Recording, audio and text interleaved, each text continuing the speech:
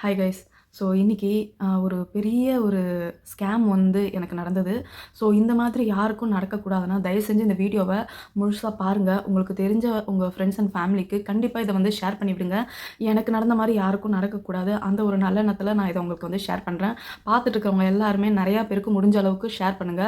So இதே மாதிரி சைபர் scam, சைபர் fraud scam வந்து எல்லாருக்குமே நடக்கலாம். ஸோ எனக்கு இன்னைக்கு நடந்த மாரி உங்களுக்கு நடக்கக்கூடாதுன்னா, தயவு செஞ்சு வீடியோ வந்து ஃபுல்லா பாருங்க. ஸோ ஆக்சுவலா இன்னைக்கு என்ன நடந்ததுன்னா, அ எனக்கு சொல்லவே ஒரே டென்ஷனா இருக்கு. ஆக்சுவலா இன்னைக்கு என்ன நடந்ததுன்னா, இன்னைக்கு 2 நாளைக்கு முன்னாடி நான் வந்து சில ப்ராடக்ட்ஸ் வந்து பர்ட்டிகுலர் வெப்சைட்ல வந்து ஆர்டர் பண்ணியிருந்தேன். ஸோ அந்த ஆர்டர் பண்ணி, அந்த கன்ஃபர்மேஷன் மெயில் வந்து எனக்கு மெயில் ஐடியில வந்துருச்சு. ஸோ என்னென்ன ப்ராடக்ட்ஸ் எல்லாம் நான் ஆர்டர் பண்ணியிருந்தேன், எல்லாமே கன்ஃபர்மேஷன் மெயில் வந்து வந்திருந்தது. அதுக்கான பேமெண்ட்டையும் வந்து நானு ஜிபேல பண்ணிட்டேன். ஸோ ஜிபேல பண்ணி முடிச்சாச்சு. எல்லாம் ஓவர் ஆயிடுச்சு. உங்களோட ப்ராடக்ட்ஸ் வந்து ஷிப்மெண்ட் ட்ரான்சாக்ஷன் ஆயிடுச்சு. ஷிப்டு அப்படின்னு வந்தது. சரி, ஓகே, நம்மளோட ப்ராடக்ட்ஸ் வந்து ஆர்டர் போட்டது ஆம், நமக்கு இன்னும் 1, 2 நாள்ல வந்துரும்னு சரி நிம்மதியா இருந்தேன். ஸோ இன்னைக்கு வந்து ஆக்சுவலா இன்னைக்கு டேட் என்னன்னா, ஸோ இன்னைக்கு டேட் வந்து அக்டோபர் 16, 2025. ஸோ இன்னைக்கு வந்து பார்த்தீங்கன்னா, ஒரு 12, 12:30 இருக்கும். 12:43ன்னு நினைக்கிறேன். ஆமா. நான் எல்லாமே வந்து இந்த பிக் வந்து உங்களுக்கு ஆட் பண்றேன். 12:43 இருக்கும். ஸோ ஒரு கால் வந்து ரேண்டமா எனக்கு வந்திருந்தது. ஆல்ரெடி நான் 2, 3 ப்ராடக்ட்ஸ் எல்லாம் வந்து ஆர்டர் போட்டிருந்தேன். தீபாவளிக்கு ரிலேட்டடா. ஸோ வெளியில போய் வாங்குறதுக்கு டைம் இல்ல. அதனால ஆர்டர் போட்டிருந்தேன். ஸோ அந்த ப்ராடக்ட்ஸ் தான் வருதுன்னு சொல்லிட்டு கொரியர்காரங்க வந்து முதல்ல கால் பண்ணிட்டு வருவாங்கல்ல, அந்த மாதிரி கொரியர் கால் வந்து வந்திருந்தது. ஸோ நானும் வந்து என்னோட கொரியர் தான் வருது போல இருக்கு. கொரியர் ஆள் கால் பண்ணுறாங்கன்னு நினச்சிட்டு காலை எடுத்துட்டேன். ஸோ காலை எடுத்துட்டு ஒரு பொண்ணு தாங்க பேசுனாங்க. என்ன பேசுனாங்கன்னா, கால் பண்ண உடனேவே எனக்கு ஃபர்ஸ்ட்டு சொன்ன விஷயம் என்னன்னா, "நீங்க ஆர்டர் போட்ட ப்ராடக்ட்ஸ் வந்து ஹோல்டுல இருக்கு. நீங்க உங்க பேமெண்ட் வந்து ஹோல்டுல இருக்கு. நாங்க வந்து கவர்மெண்ட் ரிலேட்டட்லேருந்து கால் பண்ணுறோம். உங்களோட கால் எல்லாமே வந்து ரெக்கார்ட் பண்ணி தான் வைக்க போறோம். ஸோ உங்களோட அமௌண்ட் வந்து 6640.05. ஸோ என்னோட அமௌண்ட் வந்து பார்த்தீங்கன்னா ரூ. 664 5 பைசா. ஓகேவா? இந்த அமௌண்ட் வந்து நானு ப்ரீபெய்டில பண்ணியிருந்தேன் ஜிபேல. ஸோ பண்ணி முடிச்ச இந்த அமௌண்ட்டு உங்களோட அமௌண்ட் ஹோல்டுல இருக்கு. நீங்க இன்னொரு தடவ பண்ணீங்கன்னா தான் நாங்க இந்த ப்ராடக்ட் வந்து ஷிப்மெண்ட்டுக்கு அனுப்புவோம். அப்படின்னு வந்து எனக்கு அந்த பொண்ணு சொல்லுச்சு. ஸோ எனக்கு காலையிலேருந்தே நான் இன்னைக்கு வந்து கொஞ்சம் டென்ஷன்ல இருந்தேன்.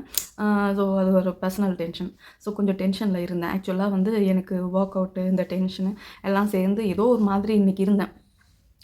இவங்க கால் பண்ண உடனேவே என்னோட ப்ராடக்ட் வந்து இன்னும் வரல. ஸோ நான் ரிவ்யூ குடுக்கறதுக்காக நான் வச்சிருந்தேன். அந்த ப்ராடக்ட் வந்து வரல.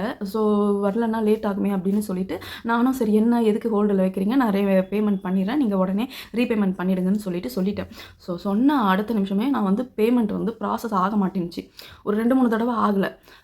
ஆகாத அப்புறம் எனக்கு அப்பயே வந்து நான் சுதாரிச்சிருக்கணும். கடவுள் வந்து எனக்கு ஒரு ஒரு அலாரம் மாரி அடிச்ச மாதிரி எனக்கு அதுக்கப்புறம் தான் வந்து எனக்கு தோணுச்சு. 2, 3 தடவ நம்ம அமௌண்ட் வந்து ப்ராசஸ் ஆகலன்னா, நம்ம அத்தோட ஸ்டாப் பண்ணியிருக்கணும். சம்திங் ஃபிஷி இஸ் தேர் அப்படின்னு. ஏதோ ஒரு தப்பு நடக்க போகுது அப்படின்னு. ஸோ நான் வந்து அத பார்க்கல.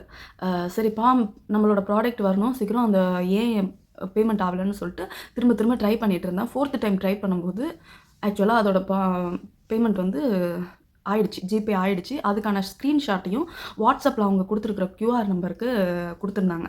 அந்த ஒரு இதில நான் அனுப்பிட்டேன். ஃபர்ஸ்ட் ஒரு தடவ பேமெண்ட் அனுப்பிட்டேன். ஸோ அனுப்புன உடனேவே அந்த பொண்ணு என்ன சொல்லுச்சுன்னா திரும்ப, ஆ "மேடம், உங்கள நானு ரூ. 664.05 இந்த நம்பர் தான் உங்கள பே பண்ண சொல்லியிருந்தேன். ஆனா நீங்க ரூ. 664.50 பைசா பே பண்ணியிருக்கீங்க" அப்படின்னு. அப்பயும் இந்த மண்ட புண்ணாக்குக்கு வந்து விளங்கல. நான் இது ஒரு பெரிய ஒரு ஸ்கேம் நடந்துட்டு இருக்குன்னு. அதுதான் மண்டைக்குள்ளார ஏதோ வந்து டென்ஷன் இருந்தது. ஸோ அந்த பொண்ணு அப்பயும் சொல்லுச்சு, "ஓ! அப்படியா? திரும்ப நீங்க பண்ணுங்க. நான் ரீபேமெண்ட் பண்ணிடுறேன்" அப்படின்னு சொன்னாங்க. அதுவரைக்கும் நான் வந்து டீப்பா யோசிக்கல. ரூ. 664.05 அந்த ஒரு அமௌண்ட்ட நான் திரும்பவும் ஜிபே பண்ணேன். ஸோ செகண்ட் டைம் ஜிபே பண்ணிட்டேன். அது ஜிபே பண்ணிட்டு அதையும் ஸ்க்ரீன்ஷாட் எடுத்து அனுப்பிட்டேன். திரும்ப அந்த பொண்ணு என்ன சொல்லுச்சுன்னா, இந்த 2 அமௌண்ட் போக இதுக்கு முன்னாடி ப்ராசஸ் ஆகல, அதாவது பேமெண்ட் பண்ணி ப்ராசஸ் ஆகலல்ல, அந்த அமௌண்ட்டையும் வந்து நீங்க அவங்களுக்கு போயிருக்கு. ஸோ அது வந்து எனக்கு ப்ராசஸிங்ன்னு காட்டியிருக்கு. ஆனா அவங்களுக்கு அந்த அமௌண்ட் வந்து போயிருக்கு. ஸோ அமௌண்ட் போனது டோட்டலா வந்து நேத்து ஒரு பில்லிங்க்கான அமௌண்ட், இன்னைக்கு 3 பில்லிங்க்கான அமௌண்ட்டும் அவங்களுக்கு போயிருக்கு. டோட்டலா 4 பில்லிங். ரூ. 664 4 தடவ. அப்ப எவ்வளோன்னு கணக்கு பண்ணிக்கோங்க. அவ்வளோ அமௌண்ட்டு அவங்க எடுத்திருக்காங்க. நேத்து பில்லிங்க்கான அமௌண்ட்டுக்கான ப்ராடக்ட்ஸ் வந்து ஷிப்பிங்கில வருது.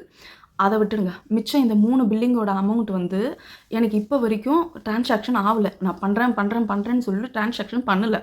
அதுக்கப்புறம் அந்த பொண்ணு சொல்லுது, எனக்கு ரொம்ப பேனிக் ஆயிட்டு டென்ஷன் ஆக ஆரம்பிச்சுட்டேன். அதுக்கு வந்து அந்த பொண்ணு சொல்லுது, மேடம் அ கிட்டத்தட்ட ரூ. 2000 ஆகுது. ஸோ இந்த ஒரு பேமெண்ட் வந்து பார்த்தீங்கன்னா, ரவுண்ட் அமௌண்ட்டா 10,000 இருந்தா தான் உங்களோட அக்கவுண்ட்டுக்கு வந்து திரும்ப நாங்க ரீபேமெண்ட் பண்ண முடியும். அதனால நீங்க வந்து 7,000 அனுப்புங்க அப்படின்னு சொன்னாங்க. எனக்கு பயங்கர கோவமும், பயமும் எனக்கு உள்ளுக்குள்ள வர ஆரம்பிச்சிருச்சு. அந்த பொண்ணு அவ்ளோ பொறுமையா கிட்டத்தட்ட 40 நிமிஷமா என்னோட கால்ல வந்து இருக்கு. பொறுமையா என்ன ஹேண்டில் பண்ணுது. ஸோ நானும் வந்து நினச்சிட்டு இருக்கேன், சரி யாராவது அப்பயும் எனக்கு தோணல. யாராவது 3/4 மணி நேரம் நம்மகிட்ட பொறுமையா பேசுவாங்களா இப்படி அப்படின்னு.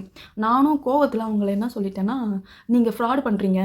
என்னோட 3 பேமெண்ட்டையும் இப்ப எனக்கு உடனே வரணும்." அப்படின்னு சொன்னோனே அந்த பொண்ணுக்கு கோவம் வந்துச்சு. என்ன சொல்ற? ஃப்ராடா?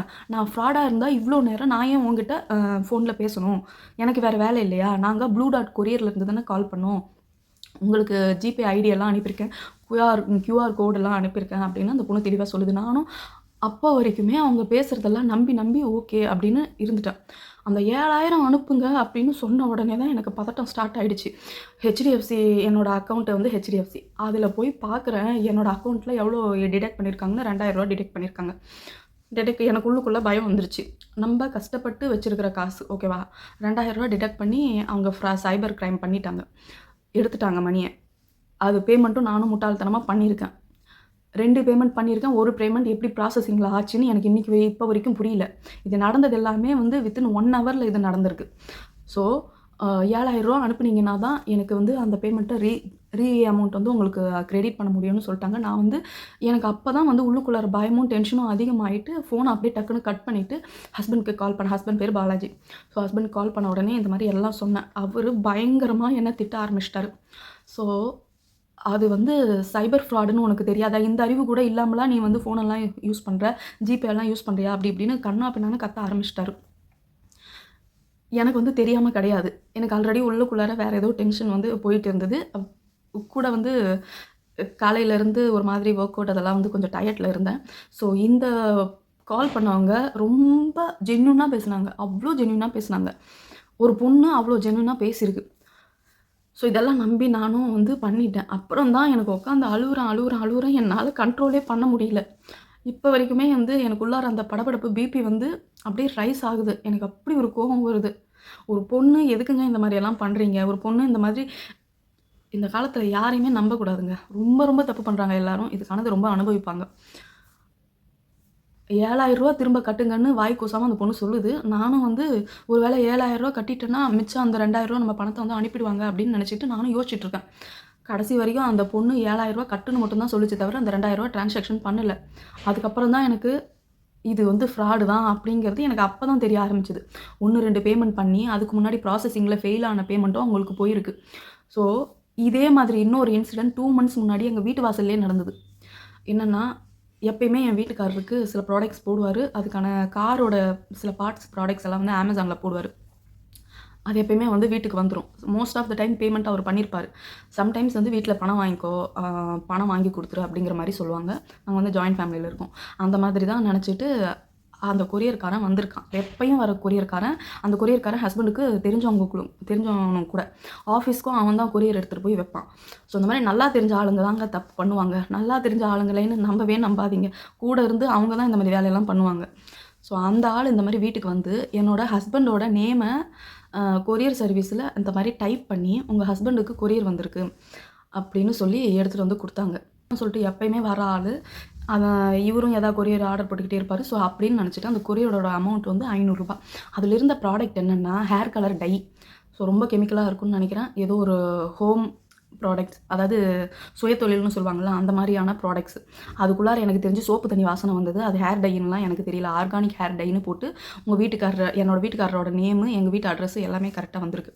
அவன் சொல்லி எங்க வீட்டுக்காரர் பேரு சொல்லி, "சாருக்கு கொரியர் வந்திருக்கு ரூ. 500 அவங்க பே பண்ணல. வீட்ல கேஷ் ஆன் டெலிவரின்னு போட்டிருக்கு" அப்படின்னு சொல்லிட்டு, எங்க மாமியாரும் எப்பயும் குடுக்குறவன் தானே, வர்றவன் தானேன்னு சொல்லிட்டு ரூ. 500 குடுத்துட்டாங்க. அதுக்கப்புறம் எங்க மாமியார் வந்து ஃபோன் பண்ணியிருக்காங்க என் வீட்டுக்காரருக்கு. இந்த மாதிரி உன் பேர்ல கொரியர் வந்திருக்கு ரூ. 500 குடுத்துருக்கேன் அப்படின்னு. என் வீட்டுக்காரர் கத்துறாரு. நான் இப்போ எதுவுமே கொரியர் போடலையே, யார்கிட்ட நீ ரூ. 500 குடுத்த அப்படின்னு சொல்லிட்டு பயங்கரமா கத்துறாரு. எப்பயுமே வந்து ஒரு கொரியர் வாங்கும்போது என் வீட்டுக்காரரோடது அவருக்கு நாங்க ஃபோன் பண்ணி ரீசெக் பண்ணிட்டு தான் வந்து கொரியருக்கான அமௌண்ட் வந்து பே பண்ணுவோம். அன்னைக்குன்னு நம்ம கெட்ட நேரம் கேட்காமலேயே ரூ. 500 குடுத்தாச்சு. அவ்வளோ திட்டு வீட்ல வந்து. என்ன கேட்காம எதுக்கு கொரியர் அமௌண்ட்டுக்கு பே பண்ணீங்க? ஏதாவது இருந்திருந்ததுன்னா நானே சொல்லியிருப்பேன்ல.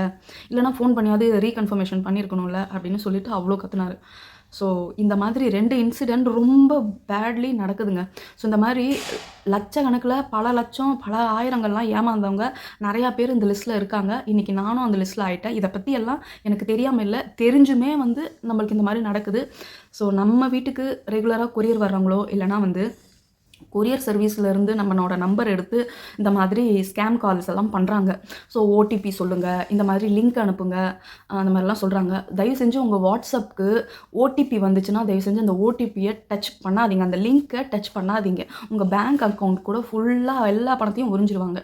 அதே மாதிரி ஓடிபிக்கு கியூஆர் கோடு இந்த மாதிரியெல்லாம் சென்ட் பண்ணி இன்றைக்கி எனக்கு நடந்த ஸ்கேம் மாதிரி நாளைக்கு உங்களுக்கும் நடக்கலாம். தயவு செஞ்சு அதெல்லாம் அவாய்ட் பண்ணுங்கள். நான் இன்றைக்கி பண்ணியிருக்க வேண்டிய விஷயம் என்னென்னா, நான் ஆர்டர் பண்ண ப்ராடக்ட்ஸ்க்கான மெயில் வந்து மெயில் ஐடியில் போட்டுட்டாங்க.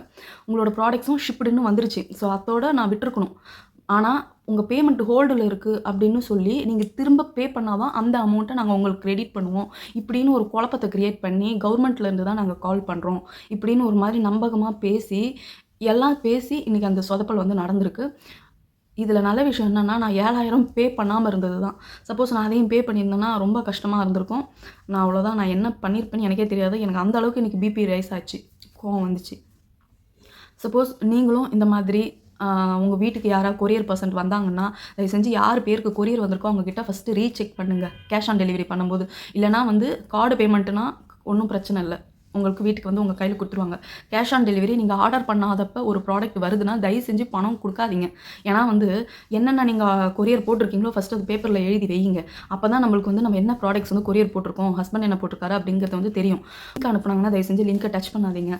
அதுக்கப்புறம் இந்த கியூஆர் கோடெல்லாம் சென்ட் பண்ணாங்கன்னா அந்த மாதிரிலாம் நீங்கள் அதை ஃபஸ்ட்டு நம்பாதீங்க. எனக்கு இது பண்ணதே வந்து ப்ளூ டாட் கொரியர் தான். நான் இத்தனை வருஷமாக வாங்கிட்டு இருக்கேன். ஆனால் எனக்கு இந்த மாதிரி நடந்ததே இல்லை. ஆனால் இப்போ இந்த இன்சிடென்ட் நடந்ததுக்கப்புறம் எனக்கு ஆன்லைனில் வாங்கலாமா வேணாமாங்கிற ஒரு டவுட் வந்து வந்துடுது.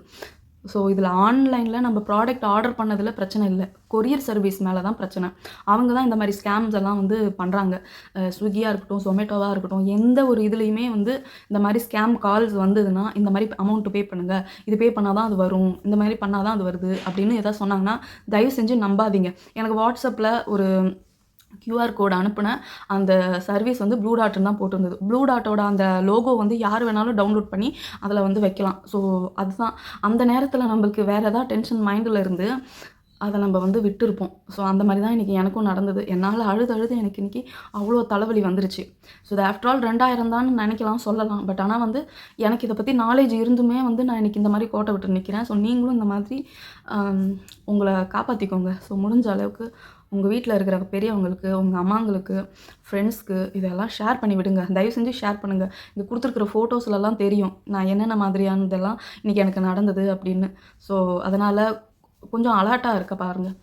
ஸோ முடிஞ்ச அளவுக்கு ஷேர் பண்ணுங்கள் கைஸ். பாய்.